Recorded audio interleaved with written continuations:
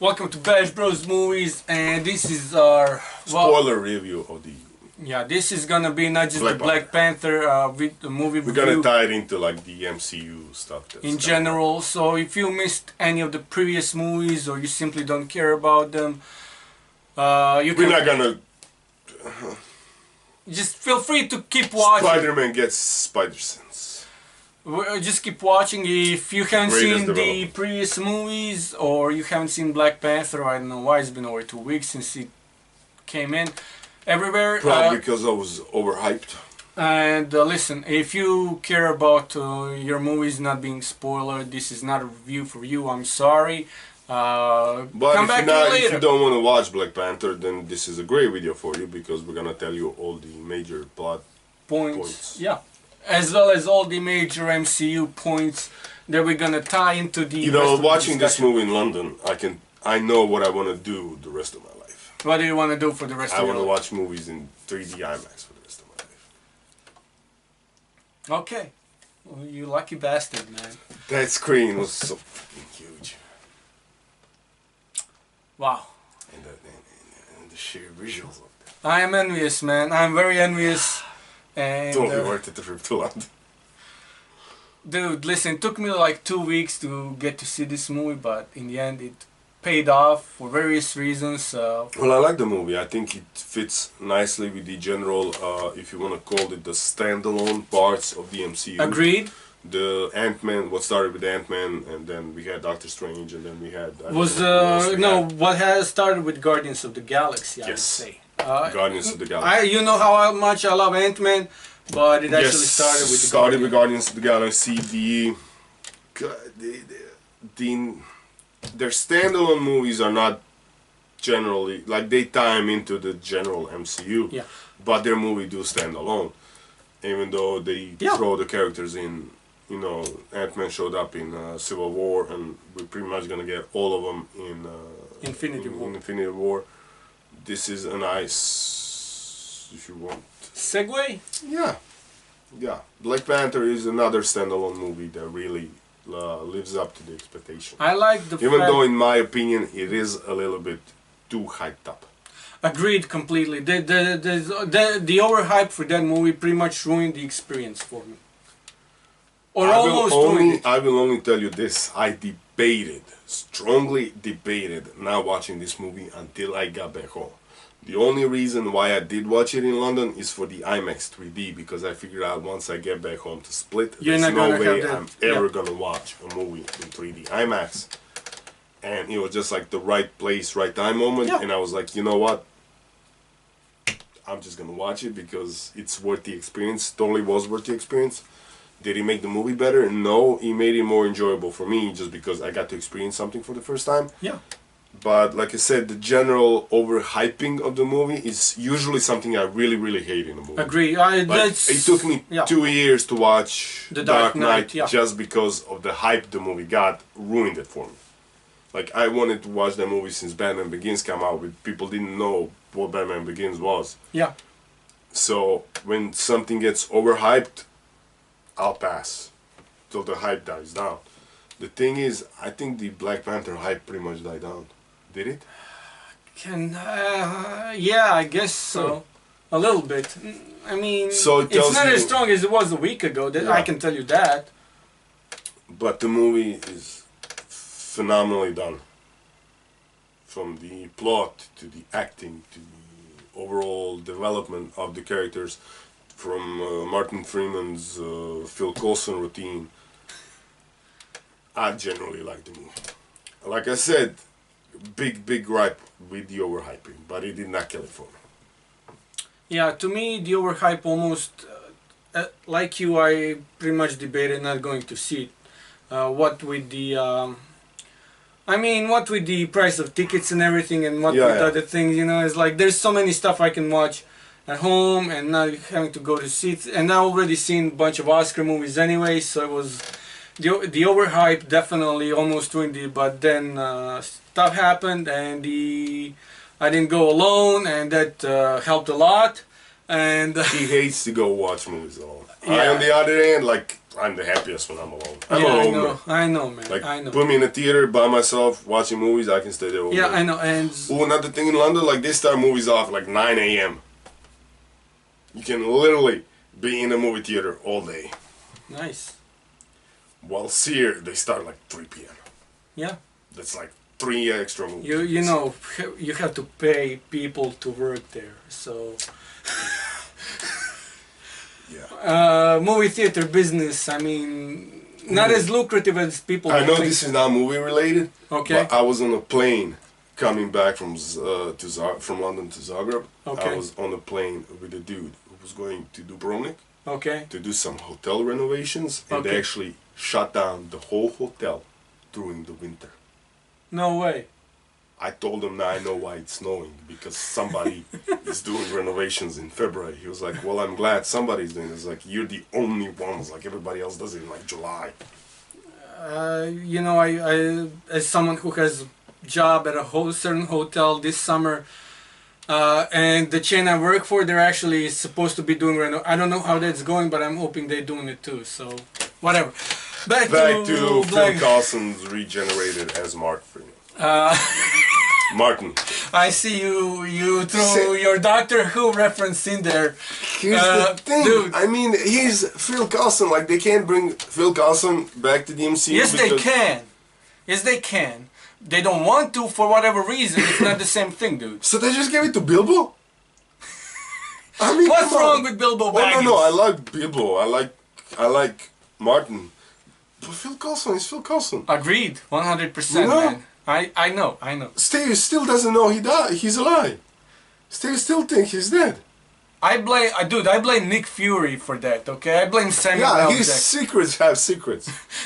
No, his secrets have secrets that have compartmentalized secrets about Exactly. secrets that are compartmentalized, okay? But it's really, and I was really glad that he didn't die. Who? Well, Martin Freeman, like this. Oh, yeah, he yeah, took yeah, the yeah. bullet for the sister. Yeah. And then he could have died. No, not the sister, but the No, bride sister- to be. Yeah, Lupita Nyong'o, yeah, Yes. my favorite black actress of all time, man, right next to Whoopi Goldberg. But listen, Lupita Nyong'o in that movie as Queen And to be. Oprah. Everybody gets something, man. You get a movie, and you get a movie, and everybody gets a movie. That certainly seems to be the Marvel Studios philosophy these days. At least. Maybe Oprah's working for him. Or maybe they're working Well, for you know, Oprah. she's Oprah has his own channel now. Well, you know, she's in Wrinkle in Time, which I is a do. Disney movie. And I still have to read the book. I still want to read the book. But here's the thing, I'm probably going to read the book after I watch the movie. Do you realize we're barely talking about the Black Panther in Yes, the I Black am. Panther movie review? But those 5 people who are watching it, I definitely know what they're in for. You know, those 5 people are probably not why. It's probably just 1 people because we said there's gonna be spoilers in this. 1 person. Not 1 people, 1 person. I know, man. Whatever, man. And I did talk about Martin Freeman, even though I did call him Bilbo. Yeah, well, I know what you were talking about, but let's talk about Michael B. Jordan, who I still think should one day do a Michael Jordan biopic, simply because he has the same name and he's also black. It would make the most sense. I don't know how I feel about that one. It's Michael B. Jordan playing Michael Jordan. What? Dude, you can't tell me there's nothing to feel there. Come on, man. Sorry. Why? Just because the name fits doesn't mean the actor fits. But he's a great actor. I think when it comes to He's a Michael great B. actor. Jordan... I think he's... When it I comes actually liked him in this one. Being Killmonger, I actually liked the whole... I liked him in this one. As a villain, he was a good villain to have. Listen, okay, when it comes to Killmonger, I mean, yeah, true, but I would say that he... I mean, he was a messed up villain. That's, you know... To me, he was a perfect villain, because, 1, you seen him coming, but you didn't see him coming, and 2, because, I mean, he was on a revenge path. I mean, he wasn't gonna take no for the answer, like, he was gonna kill T'Challa no matter what. Yeah. And I mean, when it comes to T'Challa, Chadwick Boseman did a superb job, in my opinion. Black Panther was in Civil War movie only for a little while, and we only got. And he was basically on a revenge path as well, because his father died, and because Baron Zemo set it up so that it looked like Winter Soldier did the assassination. And Chadwick T'Challa going after Winter Soldier, and Captain America joining in on that hunt.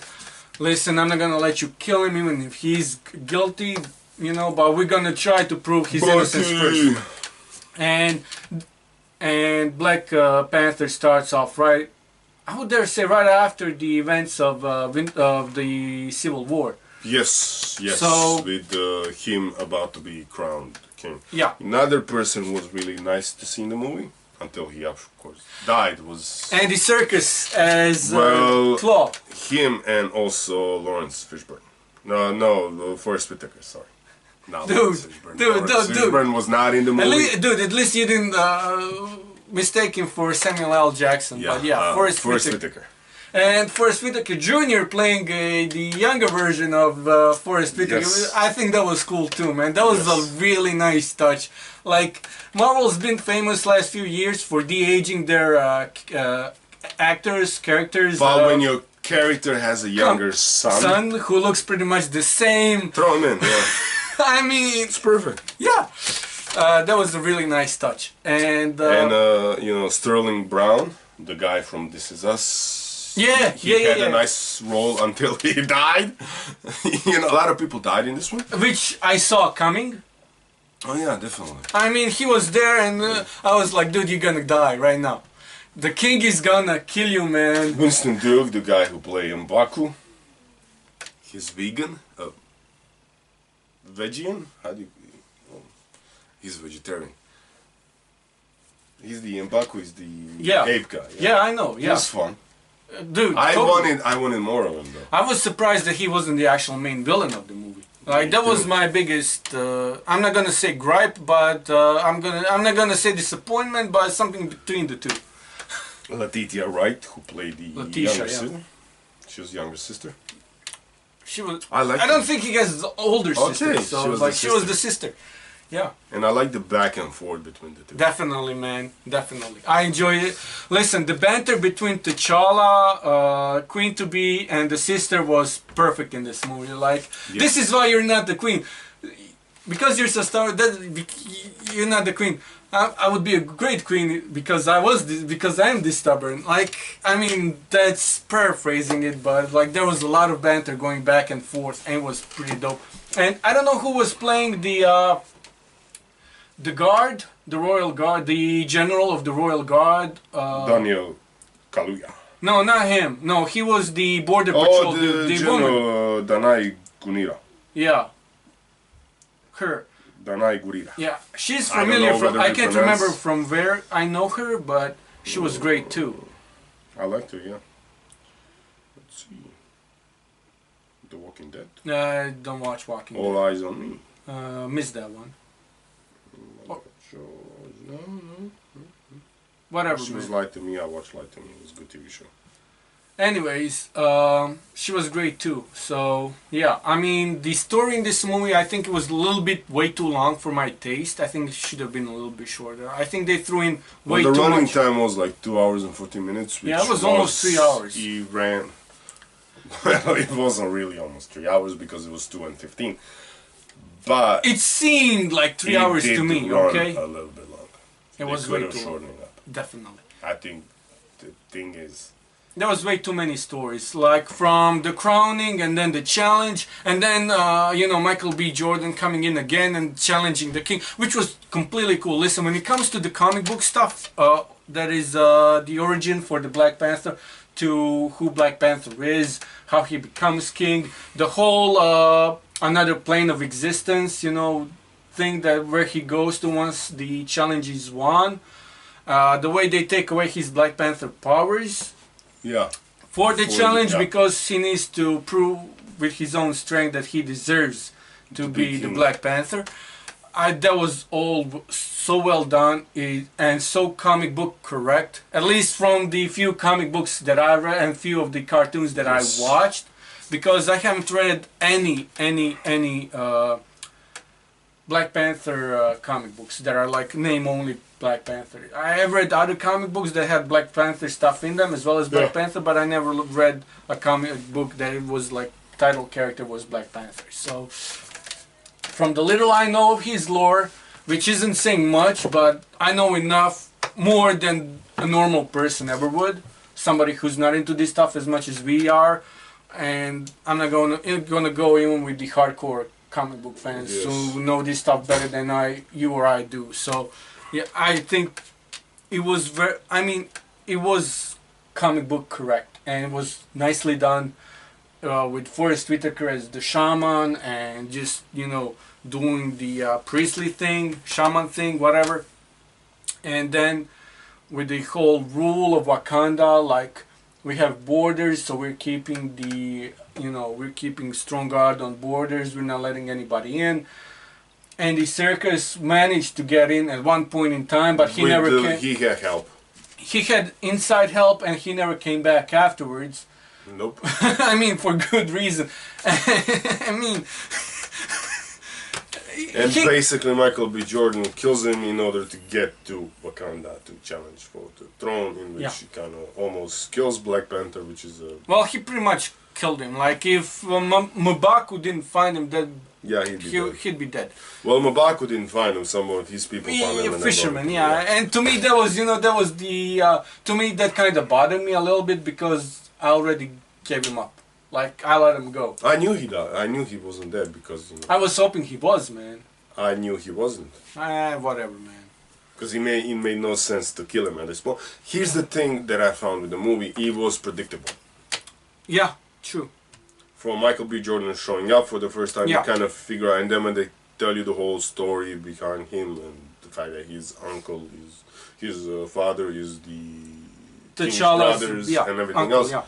They're basically cousins. They are the cousins. Whole thing, and then when he shows up working with Claw in order to get back to Wakanda, and the whole fact that like the T'Chaka actually left him as a kid in LA, like the whole thing is overly predictable. Like, and then when you know there was gonna be a fight, you knew Killmonger was gonna win it. You didn't know how. And then when he draws Black Panther off that cliff, you're like, he's gonna end up being alive. And then when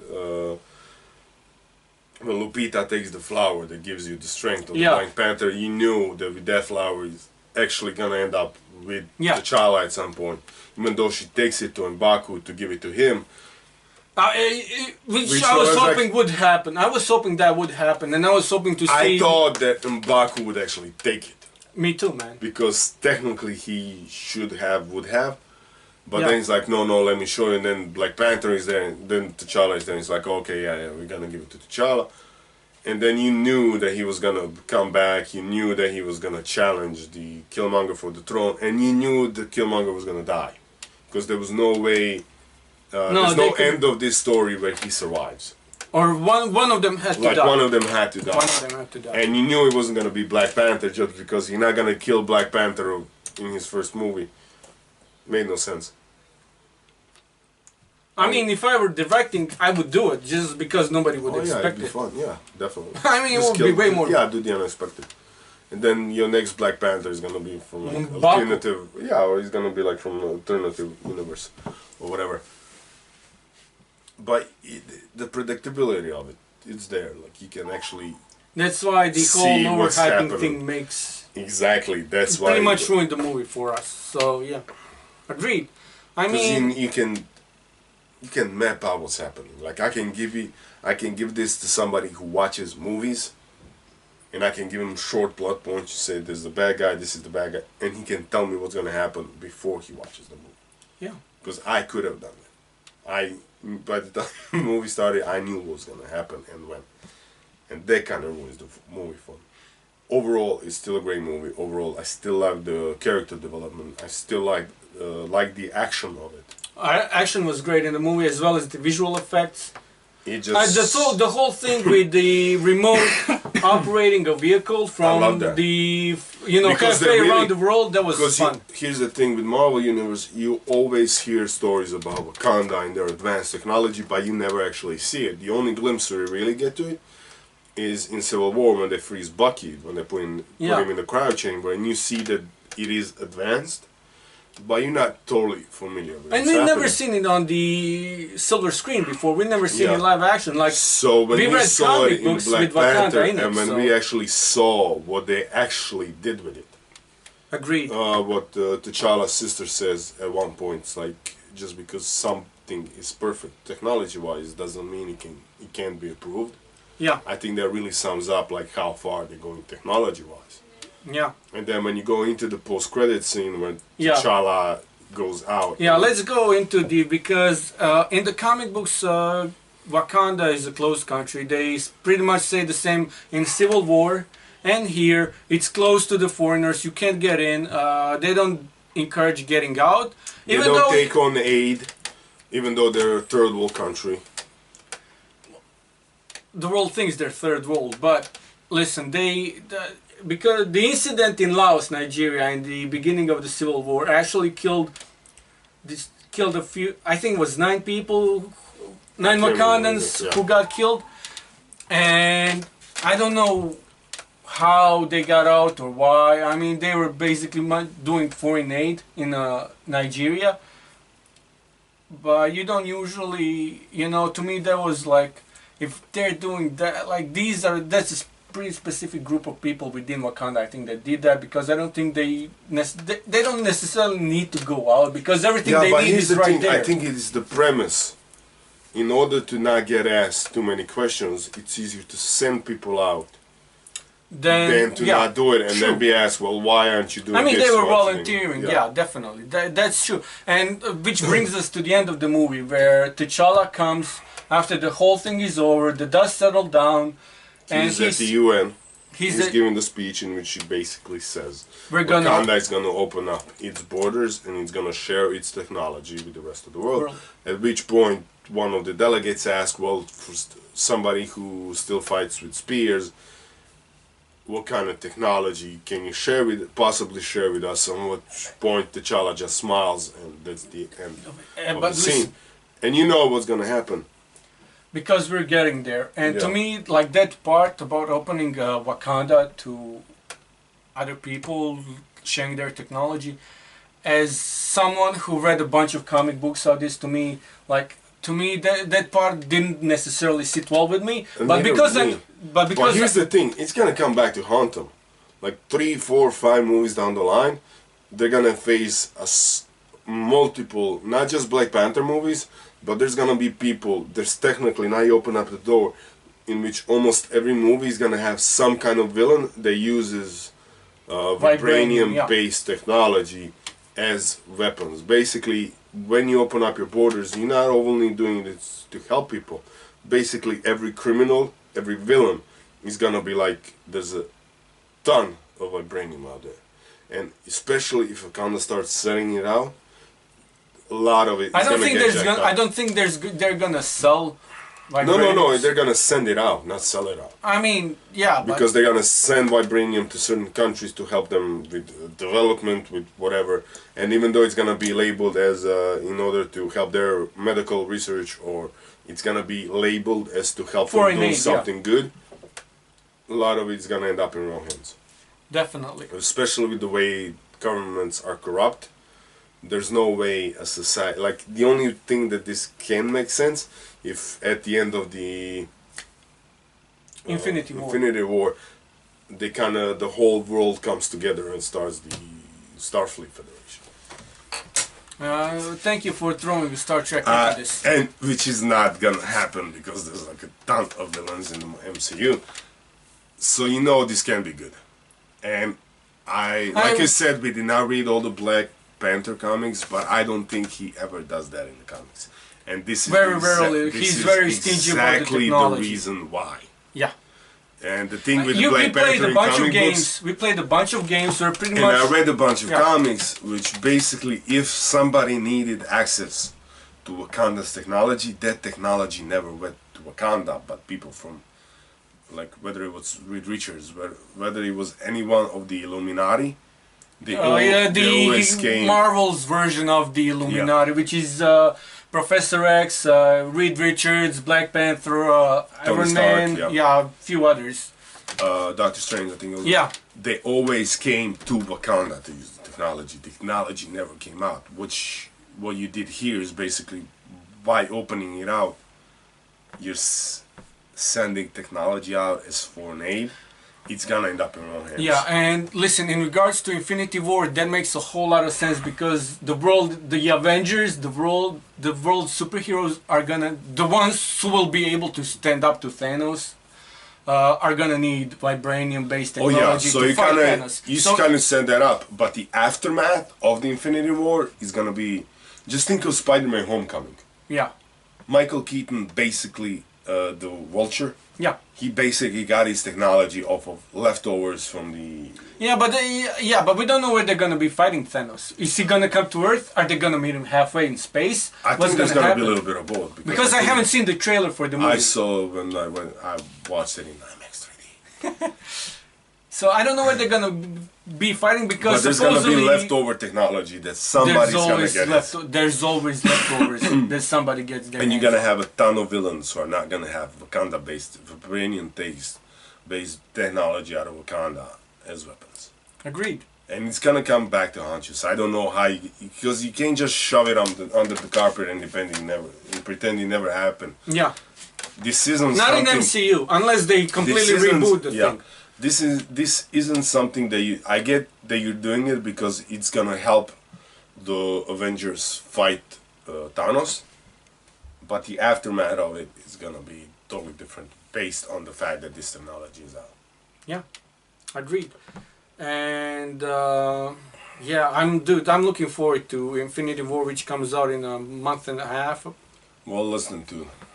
Yeah, less than 2 months. More than a month and a half, less than 2 months. So yeah, if I'm gonna go and we can speculate about what's gonna happen. We did that before. There's when talking about the aftermath of the Infinity War, there's a lot of actor contracts expiring.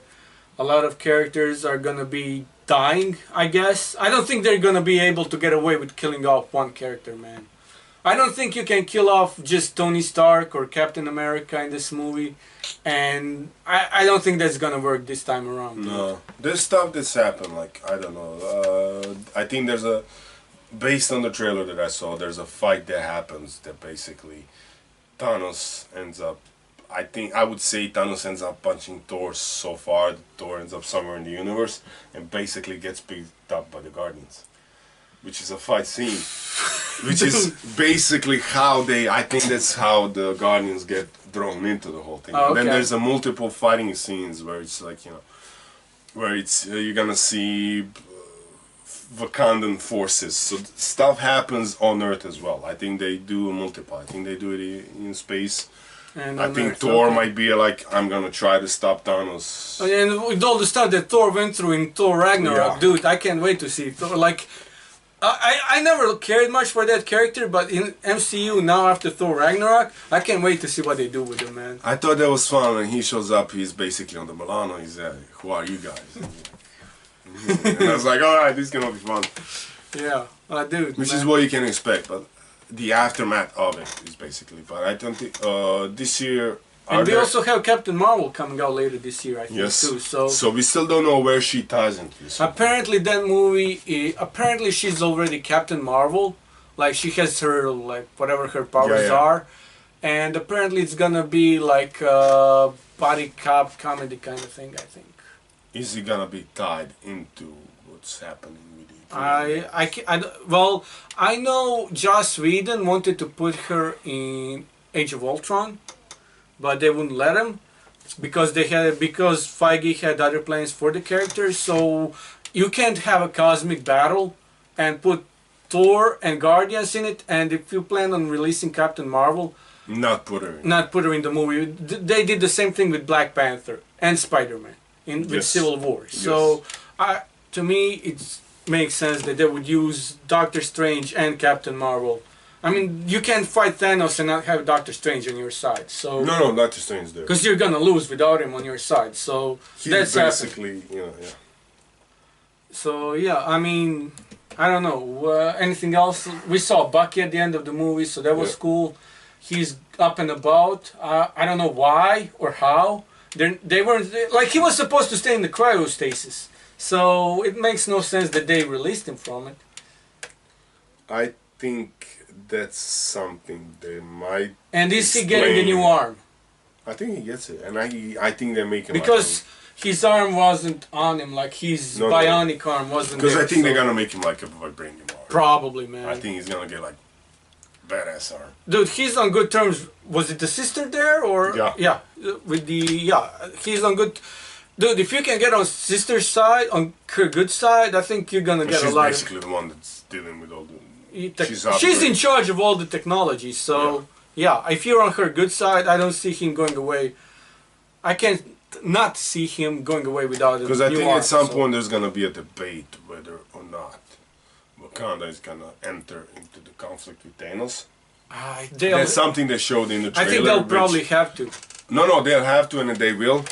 But I think there's gonna be a point where T'Challa has to figure out whether we enter this or not. And I think. I mean, if he released the technology, no. the borders, he'll have to here's the thing, because the trailer doesn't really reveal what happens. Is it because of the civil war between Captain and Tony Stark? No. Just because there's an aspect of the trailer which I don't really know where it fits into the movie.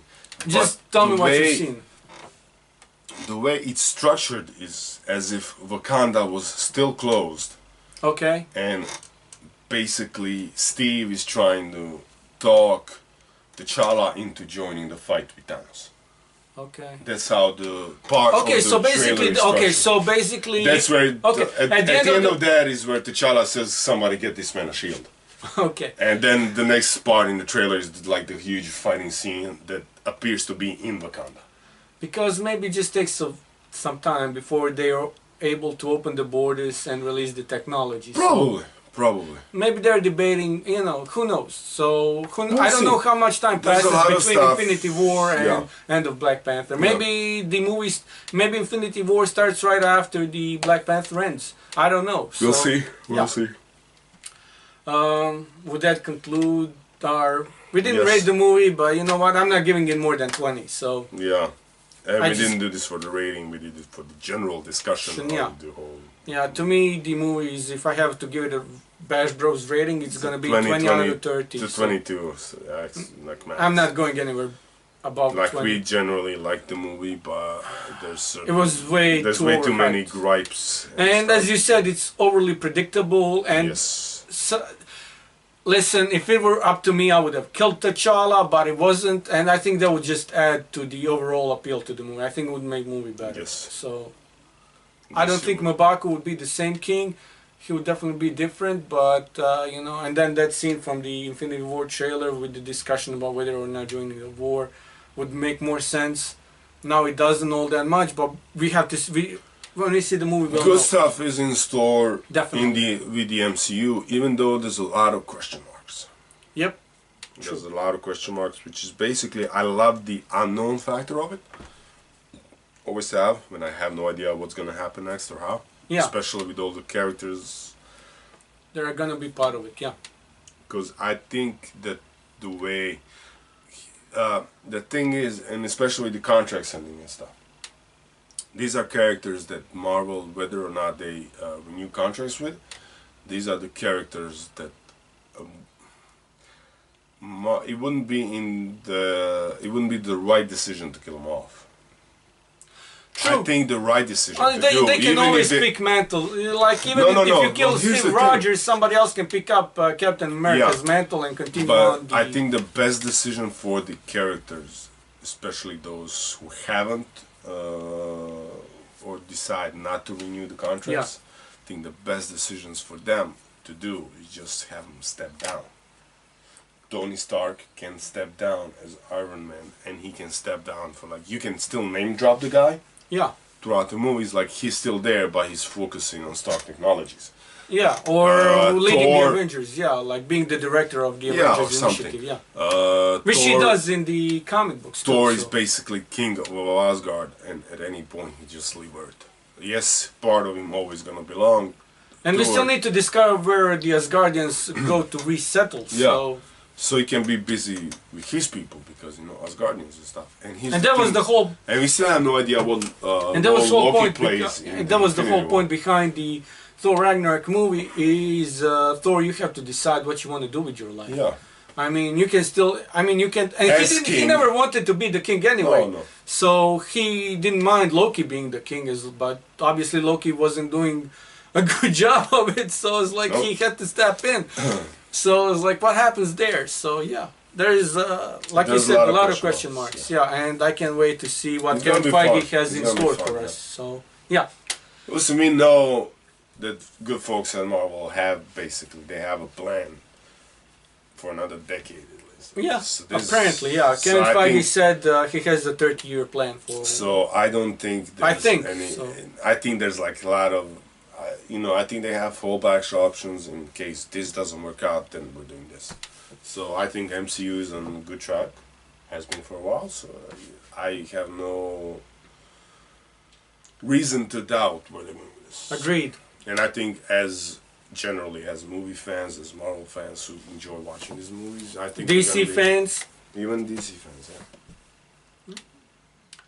Well, that's it for us today. Yeah. Whenever this is released, whether it's today. We have no idea when this is going to release. Well, I have no idea. He's going to. I have to decide, man. But yeah, probably going to release it tomorrow too. Maybe Oscars today and this tomorrow. We'll see. We'll see. Until next time, Bash Bros up. Yeah.